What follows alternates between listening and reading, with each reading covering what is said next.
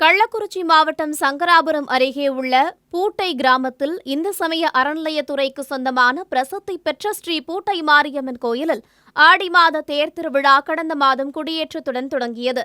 இதைத் தொடர்ந்து தினமும் செவ்வாய், வெள்ளிக்கிழமைகளில் மாரியம்மனுக்கு சிறப்பு பூஜைகள் நடைபெற்றது. ஆடி மாத வெள்ளிக்கிழமை என்பதால் ஊரணி பொங்கல் உற்சவம் நடைபெற்றது. இதில் ஏராளமான பெண்கள் கலந்து கொண்டு பொங்கல் வைத்து மாரியம்மனை வழிபட்டனர். தொடர்ந்து மாரியம்மனுக்கு சிறப்பு பூஜைகள் செய்து தீபாராதனை காண்பிக்கப்பட்டது.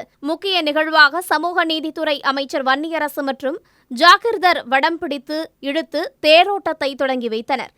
தொடர்ந்து அங்கு திரண்டிருந்த பக்தர்கள் தேரை வடம் பிடித்து இழுத்தனர்.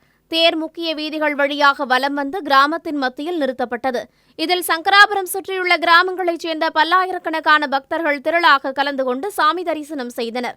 மேலும் பூட்டை மாரியம்மன் கோயில் தேர் திருவிழாவில் பக்தர்களின் பாதுகாப்பிற்காக மாவட்ட காவல் கண்காணிப்பாளர் உத்தரவின் பேரில் திருக்கோவிலூர் உட்கோட்ட காவல்துறை துணை கண்காணிப்பாளர் பார்த்திபன் தலைமையில் 500க்கும் மேற்பட்ட காவலர்கள் பாதுகாப்பு பணியில் ஈடுபட்டது குறிப்பிடத்தக்கது.